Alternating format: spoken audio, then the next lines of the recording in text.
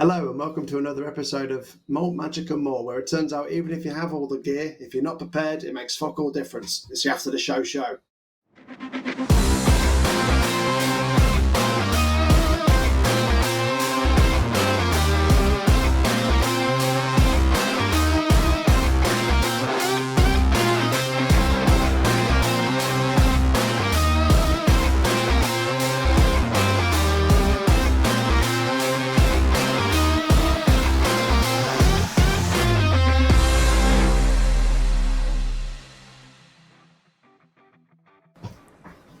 Oh, a little flustered after my blooper at the beginning, which I've no doubt you've already seen on social media by the time. I was about to say, you better go and find it on social media. Absolutely, if you want to see that nugget. That was beautiful. Well played, sir. Oh my goodness me, well, it's lovely to be back, finally, after a week's break. And yeah, we got landed in it with one hell of an encounter that we thought we were doing really well until it nearly took us all out. I was close. And to give my intro context, we were fighting two frost giants, all we had to do is burn them a little bit of acid. I had a flame tongue rapier that I wasn't attuned to.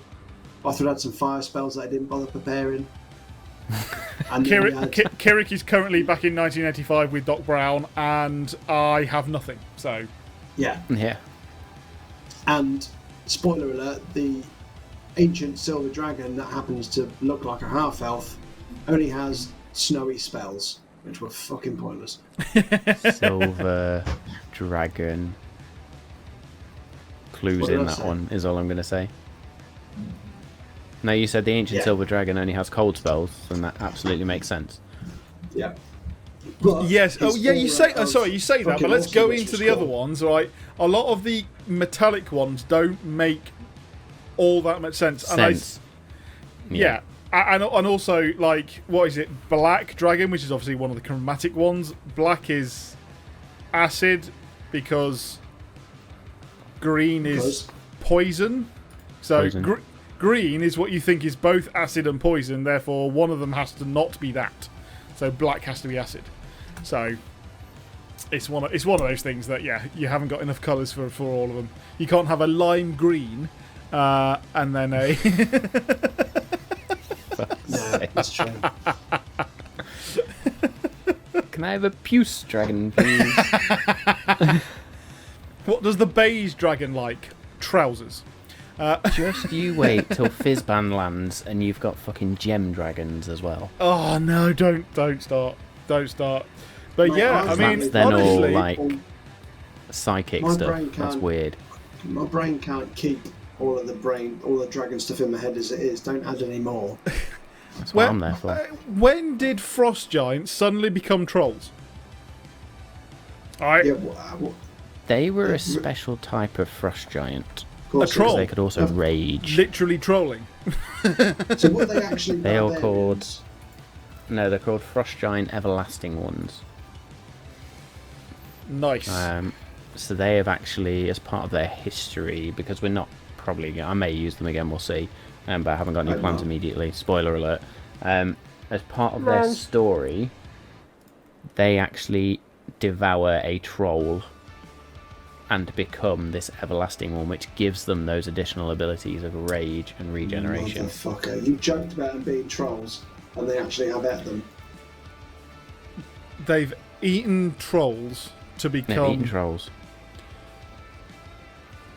Why does that remind me of a Wendigo?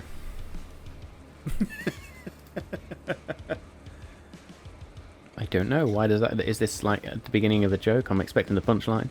No, I mean it's literally that's almost exactly like a Wendigo. But anyway, yeah, the mythical creature. Mythical creature.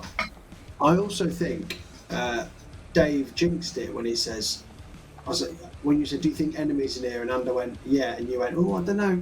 I don't think there will be."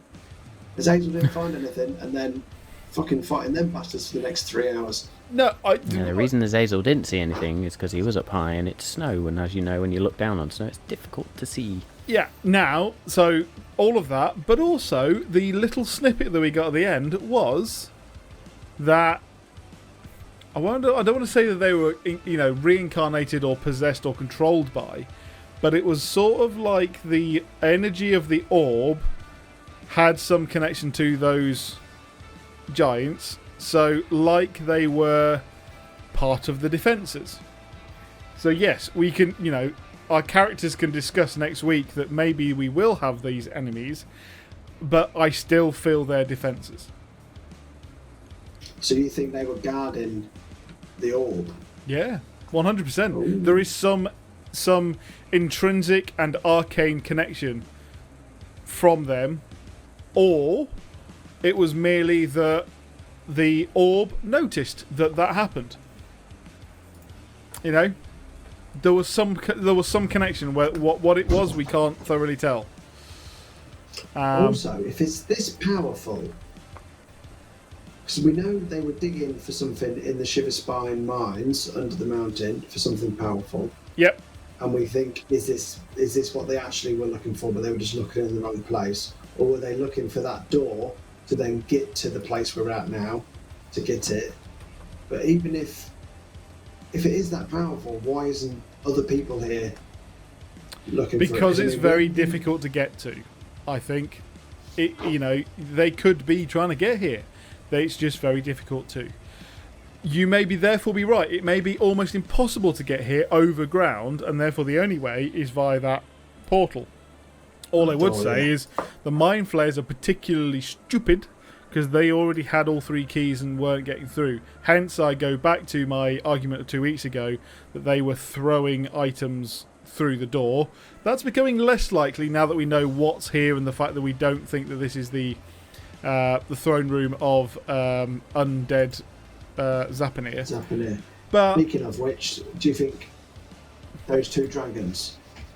Oh, one of them must have been Zapanir, but we will find out from Kirik whether that's the case. Yeah. So do we think then, are we back on the train now? Because in theory, if we thought Zapanir is just inhabiting this undead dragon's body, but she might not have been a dragon herself, or she was a dragon, and the person she's inhabiting was the second dragon. That was what I was going to say, was one dragon flew away. What happened to the other one? So they both retreated, but one of them looked back as if to go, I'll fucking have you next time, didn't they? Did they both retreat? I couldn't remember that, but yeah, I knew one looked back. So yes, maybe one's body was destroyed, one was killed, but the soul of one. So yes, it is a merger of the 2. I don't mean to go into particular over lore about this, but also chromatic dragons don't work well together. So to have 2 white ones who are particularly thick in the lore is impressive. So again, shows the magnitude of the power that is here. And I know we haven't asked him about it, so Remley said he's not friends with, he doesn't worship Moradin anymore. Is that because he switched to Bahamut? Because obviously a silver dragon, he protects silver dragons. His clan has protected silver dragons. It would make a huge amount of sense, and bearing in mind that all 3 of them cohabited one area, you would kind of feel like that might be an okay thing to do. It's not like a taboo. Yeah. Yeah. Something you'll need to raise with Mr. Shield Smasher, I guess. So, yeah, that was a very interesting one. I honestly thought we were going to be getting the orb today. Well, on Monday, I thought we would have got the orb. I knew there'd be obstacles, but I didn't expect it to take us that long to get through the frost giants, to be honest. I thought we've got things that regen. Yeah, regen and rage. That through a spanner in the aforementioned Wobbly Works. And for 2 rounds, I tried to cast slow, it didn't work. I tried to cast something else, it didn't work. So there was a few dud rounds where we weren't Their doing saving full throws are damage insane as well. I know, it was nuts. They've got I think it was like a plus 11 to con, a plus 4 to wisdom. It was nuts. I am glad to have finally used True Strike because did actually help me in. I can't get to these guys, and I can't even get to them if I use my action to get to them. So I'm glad to have been able to then use True Strike. Yeah. For a change. It's actually quite nice to be able to be in the position to not feel like I'm wasting an entire round where I could attack twice and hope I hit, because I can't hit anyway. So I might as well. It was nice. It was nice to be see able to. Dargon bringing out the Warlock, to be honest. Yeah. I used quite a lot of Warlock stuff on then. Yeah. I immediately ignored Armour of Agathis as much as I would have loved to, because I just knew it was going to do nothing. Yeah, thank you for calling me out on that. That was hence I put it in game with Gindris going twat, because that's exactly what I did in my own head. I was just like, well, yeah. I mean, I took that as I knew that that Dargon knew because we'd fought these guys before. So that's why I was like, I don't think that's any meta in this. I mean, we're in Dargon's sort of world now. Yeah. To be fair, I was surprised they also didn't have any cold damage stuff they were hitting us with. But no spells. No, but I just didn't know whether you would innately get it from them being. I know that. Well, I believe there are some sort of frost giants or some similar version. Maybe it means the undead ones who also do damage as you're close to them. Cold damage as you're close to them. I could be entirely wrong with that. Got an aura or something. Yeah, like that. yeah. So. Or like an ice weapon that does cold damage when it hits you, like an ice. Yeah, stuff like that. I mean, if you remember, I'm sure we went up against something when it was like, 5 bludgeoning damage and 20 cold damage. Because it was powerful. So I can't remember exactly when that was. It was a long time ago. I realised as well when I went to bed, when Andor went to bed, I should have actually spent an hour, probably tuning to the Cooper's necrotic longsword, just so I can actually figure out what it finally does properly and find out what it is.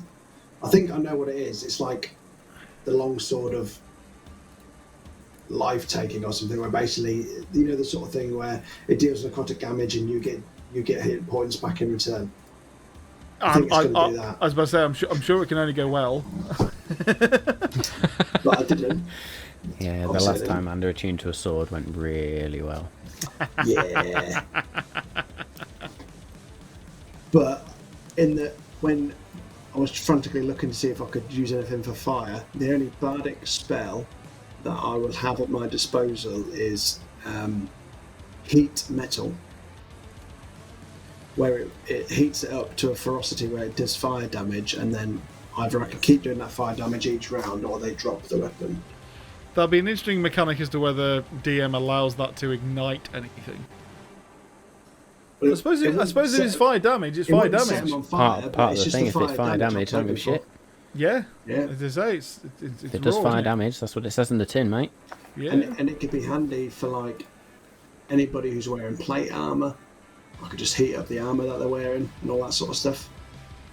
So it could be a handy spell, but I think it's like 3rd level. I've only got 2 of them so far. And there is, I'll tell you what, once you get up the higher bard spell levels, there is some cool shit like Dimension Door and some of the stuff that Kirit can do. Yeah. So there is some cool spells once you get further up the list. You just don't get many slots to go with it.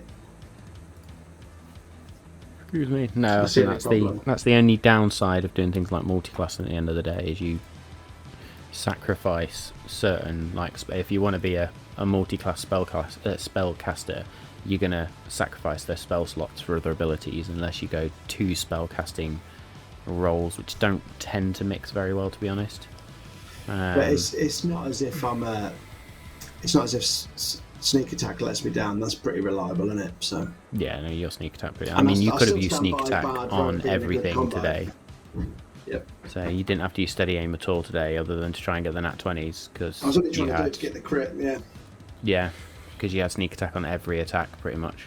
Mm-hmm. Just It's people an being in range. interesting one because you hear a lot of people, and we've even said it ourselves, that to be honest, I think it's past, was it level 15 or 16? You actually start getting to the point of going, to be honest, it gets a bit nuts after that. It's a bit, people have just some insane, capabilities.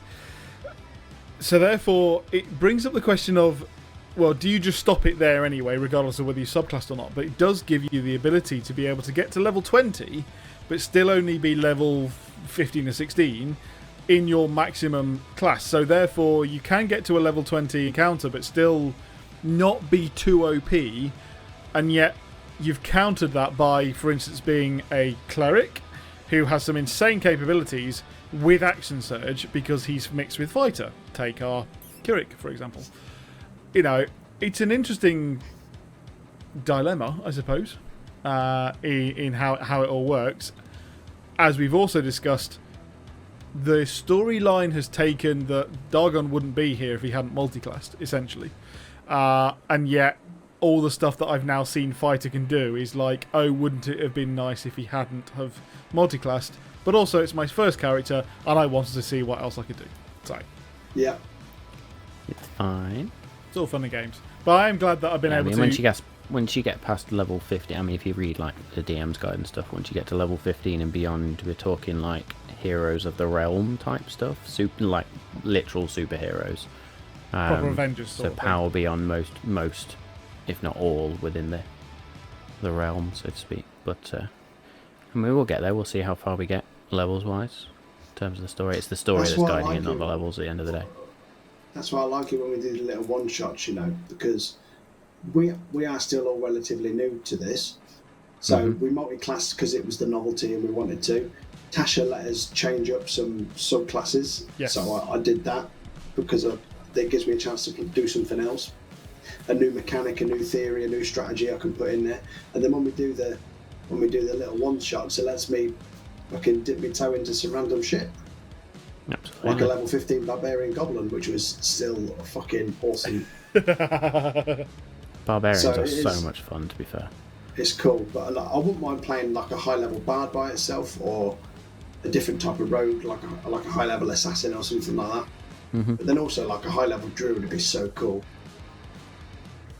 Yeah, if you go soul druid as well. Yeah, I am tempted in the future to go down the druid route. I want to give it a go. I don't want to do it in a one shot at the moment because I do want to give it the proper go. Obviously I one shotted a oh Christ, what was it? Artificer, but no, I was thinking of the more recent one, the Paladin. That's the one. And thoroughly loved it, but yeah, it was one of those ones of I want to hold a druid in reservation because I think it would be a bit of a laugh. And I know that they're difficult. I know that they are, very difficult. Hence that I wanted to start it low and learn it as I go. I think if you've taken a character from level 1 to higher levels, you can sort of manage that. I think if you're multi-classing, it introduces more intricacies because you've not just got to manage one class and the racial traits. You've then got to manage 2 classes and the racial traits. And there's all sorts of features, and your feature and trait list goes from like this big to that big because you've almost tripled a lot of stuff. But also, and this is what I never would have considered a while back, and that is if you do go from that level 1 and take it all the way out in a single class, the RP will guide you to what you pick. So, yes, a druid, not a sorcerer, but a wizard and a cleric have a massive, like, too big a, library of spells that they can pick. However, if you let your RP guide you, that they're never going, they're always a lovely druid, they're always with the plants, then they're never going to pick Firestorm. They're never going to pick these other things, and therefore they're always going to have that route. So every time you go through, every morning, every long rest, you go through and go, yes, no, yes. You can quickly filter out all those ones that it doesn't matter how cool it is, I'm never going to pick it because my character would never do it. And that suddenly changes and actually makes it easier. And how I actually think that... better as well. Doing things for the sake of RP, I think, gets you more immersed in a game than doing things to try and meta the build. Yeah, I could have inflict wounds, but my cleric is not that type of person. Yeah. Fine. Then that is why you haven't ever picked healing spells, because what's the point? Exactly, Never close enough to anybody to heal them anyway. You're a dangerous and cleric. You're not, I was going to say, Anders not interested in healing people, really, at the end of the day. He's interested in nicking stuff and figuring out his heritage. No, you're right. A bard can definitely heal people on a regular basis, and I'm glad that you've never done it. I mean, when I first multiclass, I think it was one of my early spells, but then I was like, this, it was just, as soon as I could get rid of it, I did. Yeah. Absolutely. So, no, I love that idea around letting the RP guide you, but that's, as I say, that should be the way that you play D&D generally. You let RP guide you to that soul class or to that multi-class, and we've had some things that have kind of forced a situation on us in this campaign, and the rest of the time I think everybody's done it for RP reasons and chosen certain things based on this is where my character is going, this is my character progression. Mm-hmm. I mean, at a base really level, like you said, Dagon, you went Warlock because it saved your life. Yeah. And kind of went Bard because he wanted something to learn. He wanted to learn an instrument or something to do while he was bored on the ships and while he was travelling. And also, what I intimated in the recap was, I know, Danny, that you wanted to take Ander down the College of Swords, but after a bad experience with a sword, you took the RP as that ain't going to happen. As much as cool as it would be, you can't do it. Yeah. No, you can't do it. But you're saying still one of my favourites. Yeah. That you're ruling it out. And there's also too much of a mouth to go down College of Swords. it kind of worked, didn't it? Yeah. No, but also, it really did. As I became more ranged, I was like, nah. No, but the point is, you would have wanted to take it down College of Swords, but it would have, if you got to this point going, oh, College of Swords, and I made a mistake here, right? You probably would have gone, I'd have made a mistake here. So the RP brought you down the right route, and that's really cool. Yeah, I love it. Absolutely. And it's always the core bit of D&D for me, is that role-playing bit, because I find that the most interesting element, and watching people interact with NPCs and interact with characters. The combat's good. Combat gets people sort of interested, and it gives you something to watch and some mechanics to work through, and at the end of the day, everybody wants a good fight. But for me, at the heart of this, it's that role-playing bit. Because that's, I mean, I've always played MMORPGs for that element, joining a guild and going writing stories and RPing stuff out. So D&D's just like the origin of all that stuff for most of those games. It is by far the hardest thing to get comfortable with as well. Absolutely. Yeah, and it's put me out of my comfort zone on a number of occasions, and I'm actually quite glad of that. You know, and I actually think it's helped me outside of these games. You know, in IRL, it's actually helped me, and that's quite cool. Absolutely, and it's that. That's why we started drinking whiskey alongside playing D&D, because it obviously gets rid of them nerves a little bit. Yeah. It does indeed. Yeah, but it helps lube you up a bit. But following on from Matt's lead, when I went around Matt's house and I see him practicing his voices with his daughters, I've actually thought, like, why didn't I do that? So then when I played the Goblin, the amount of times I practiced different Goblin voices on my kid, she was like, Dad, what are you doing? My girls love it. I'm practicing a Goblin voice. My girls love it. And then I was in the bath by myself, and I was doing it, and then I heard a shout upstairs, Dad, stop doing your Goblin voice. Yeah, I do that. So I like walk into the kitchen, loud. Just like, what voice do I want for this person, and just practicing random stuff, and the wife will just be studying. What are you doing? Like, are you all right? Dad, what's for tea? Flash fish.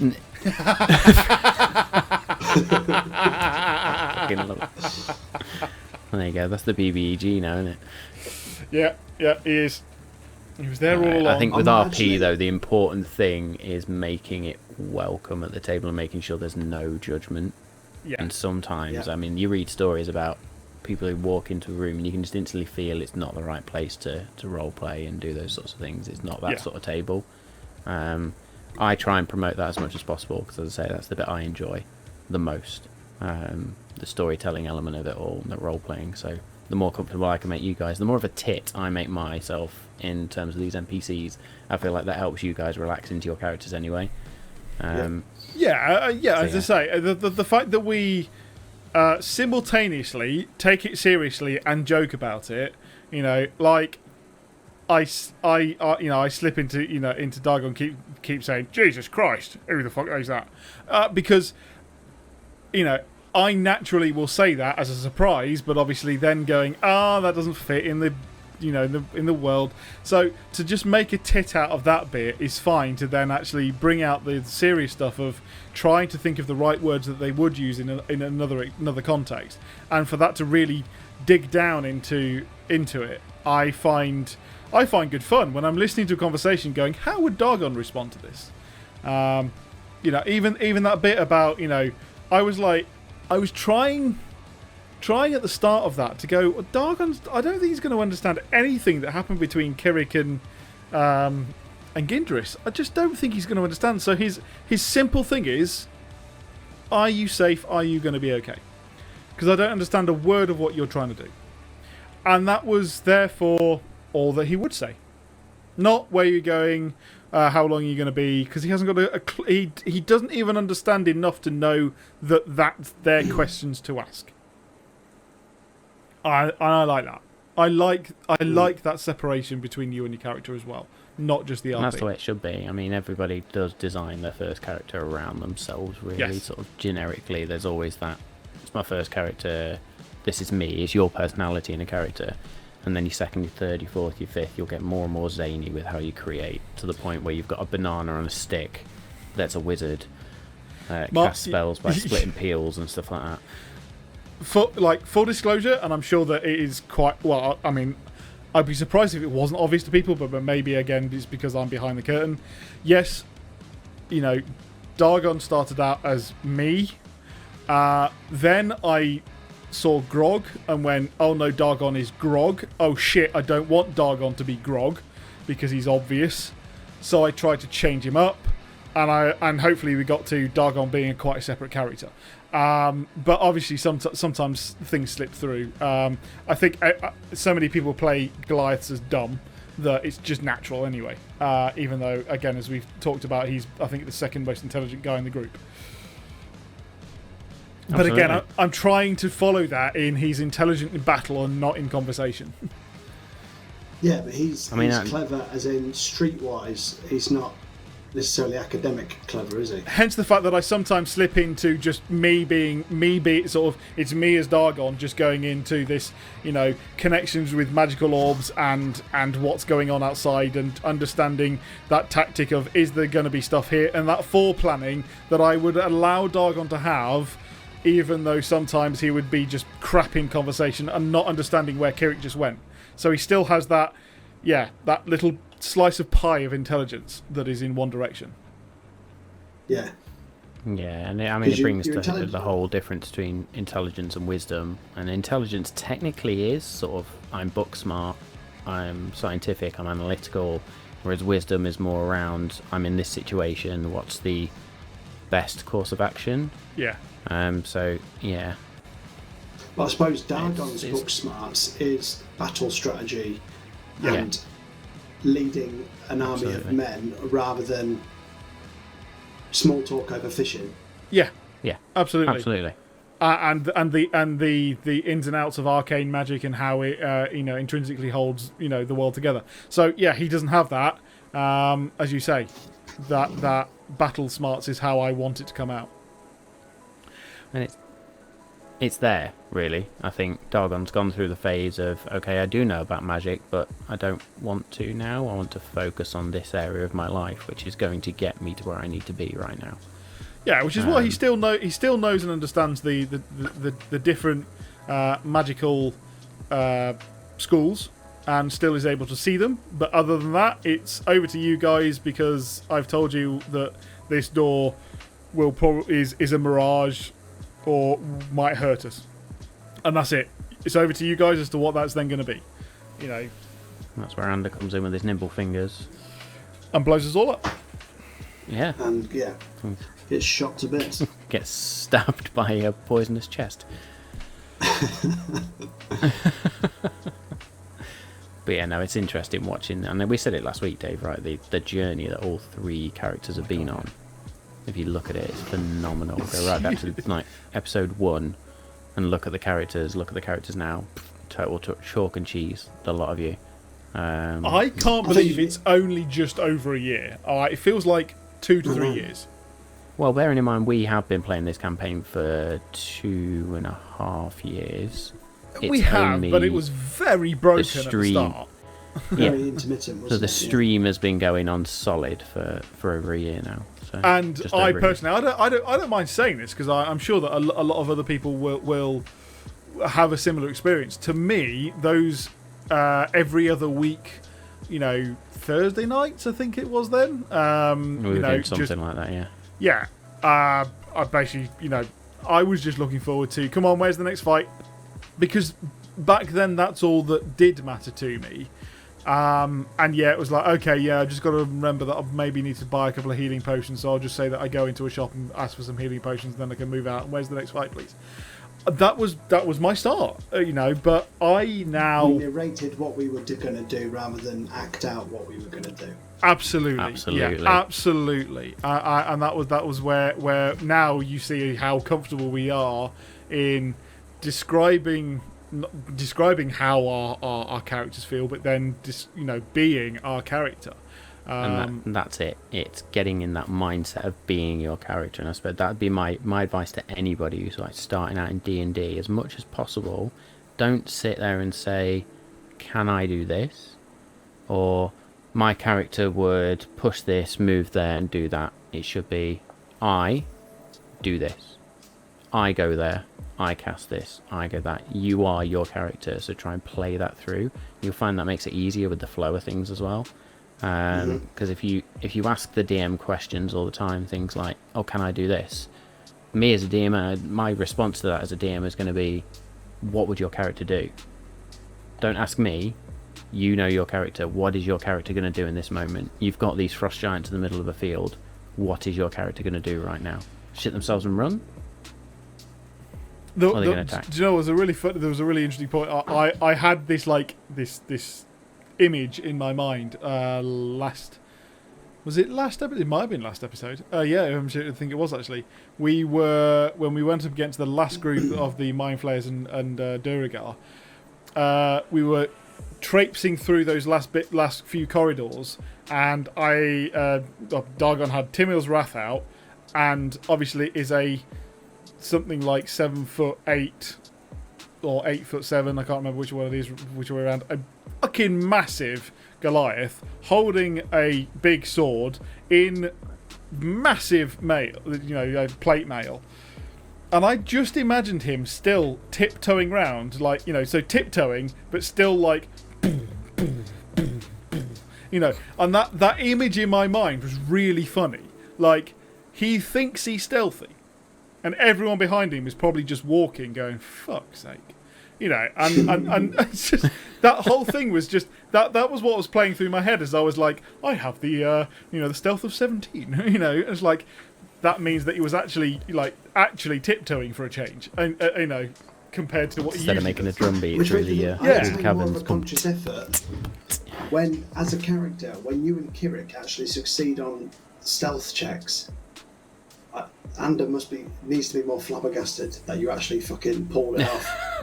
Yeah, because honestly, I think it should be that if ever Kirik and Dargon are close together trying to do stealth checks and fail, it's because one of us walks into the other and there is this clang, it's going to be like Benny Hill moment, yeah. Yeah. And I turn around and go, "What you doing?" Just walk into each other, trip over each other, end up in a heap. Yeah. With swords and shit everywhere. And I just stood there like... And I go... What I need a zone of silence spell. There is silence. We can just have around us whenever I was going to say, you can just cast silence. Yeah. I think that's only in a certain area. I don't think it moves with you. I don't know, okay. But also you've got to bear in mind that obviously, we could I don't know how you would rule that, Matt, but it could also be that as much as we are completely silent, but if we are tiptoeing up a corridor and the light is shining off my chainmail, I'm still going to be entirely visible. Yeah. You know, You're so still gonna be doing Morse code. yeah. Just like, you know, Also, if we was going to use it as a tactic, we'd need to develop our own sign language. So you could go, "There's somebody coming," or "Hold that." Because that would also be really funny if you cast silence and then there's Dargon shouting his head off and you can't hear anything, like, you know, and then you and then you cancel it, and I went, and, you know, and I go, "I said."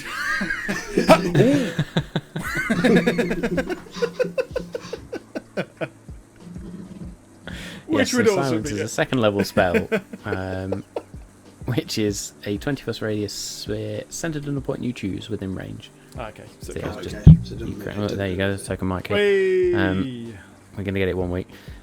So yeah, you just create this ball of silence, which That's I'm half interesting. expecting to happen the next time you see the Malt Masters, just to go, and everybody's there going, I might just do it next time Kirik has given me a lecture on something I shouldn't have done. That's very interesting, but and It'd be like the film Click. I've just got a little remote and I just put it on this bang instead. I love that film. To be totally misogynistic, I love that film for one reason and one reason only. Slow-mo boobs. Actually, Kate Beckinsale in general. Oh, okay. Yeah, Kate Beckinsale. Yeah, she's still in my top 5, Kate Beckinsale. Absolutely. But it took a dark turn, Click, right at the end. You think, Oh, oh, yeah, it's it going to be a does. happy-go-lucky film, and then, oh, this got dark. It does. oh dear. So, yeah. Good stuff. Well, I think that's probably enough for 1 week. I know we're all tired. I will just finish on. I love the fact that we started in the throne room. We finished in the throne room. So progress made. Good job, guys. Let's go for next week. Oh, we also haven't talked about. That was actually a pretty good shout. I don't know how he's done it, but putting Kirik in the past. So he sent Kirik to his home world 10 years in the past. So does that mean Kirik will eventually just end up back where he met us in Nylin, but just as an older version of himself? Or will he meet his younger self in this library? Or will he be hurled out of the magical orb when we eventually get to it? You know, like a bug flying out of a Hoover, you know, and just, you know, going, what the hell just happened? Or a DeLorean is going to smash through the wall, and, you know, and someone's going to get out going, "Great Scott!" And it's going to be Kirik. He comes back as Biff. With an almanac. It could though. It could. It goes back in time, and it could either come back and say, "I know all the prophecy," or he knows something else, or he's actually an undercover agent in one of the bad guys' things. He's figured it out, and he's actually like the helmed guy who was talking to Zapanir, who's just in disguise, and he's gone deep undercover. Oh, and he does like that proper like Doctor Who thing of was it Matt Smith Doctor Who, when he's like, you know, brings up the mask like, "And it was me. You're all under arrest." Yeah. Oh, He yeah. retrains as, Or you just go back in 10 retrains as years. something else. Come back, find the Eladrin, stab the Eladrin, those sorts of things. Who knows? It was good. It is going to be fantastic Create a if we can RP it. That, you know, we make our way all the way through. You know, getting damaged by doors. We make it through. Finally, we're like, thank God, we fucking made it. Open the door, and Kirik is standing there, going, "My God, guys, it took you 10 years to get here," and we're like, "Go away." Or we get the orb, and he comes in riding Zapanir. Hi guys, fancy a lift? It's the bard that rides the dragon, Yeah. Bloody hope so. just not in the Right. traditional sense. Gindris weren't going to let me, was he? Gindris is a very proud ancient silver dragon. I'm sure Frigid. Ander can can whittle him down. I can't roll lower than a 24 on persuasion, so he's giving me a ride at some point. This is going to go like back to that age-old question of how did Donkey get Dragon pregnant? Anda knows the secret. Apparently so. That was his 6th wife. Oh, good lord! No, Right. she was only... On that note, let's leave all other questions and how which came first, Gindris or Anda, and well, Anda always comes first.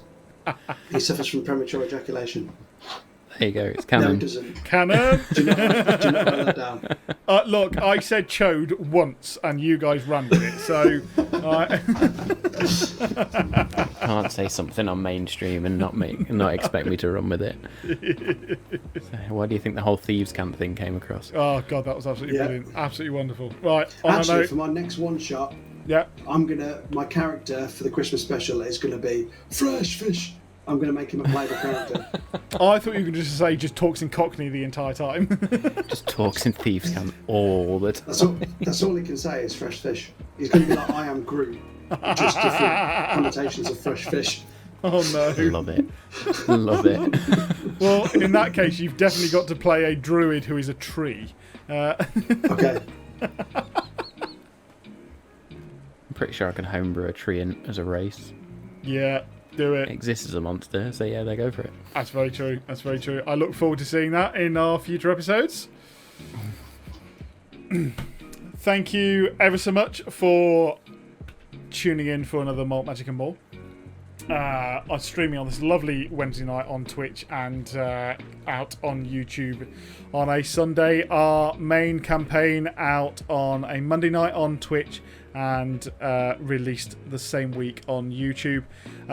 We hope that you have enjoyed this episode and our campaign. Do please follow us on Twitch, like and subscribe on YouTube, and follow us on the socials to know as much information about our campaign as possible. Look forward to seeing you next week. See you later.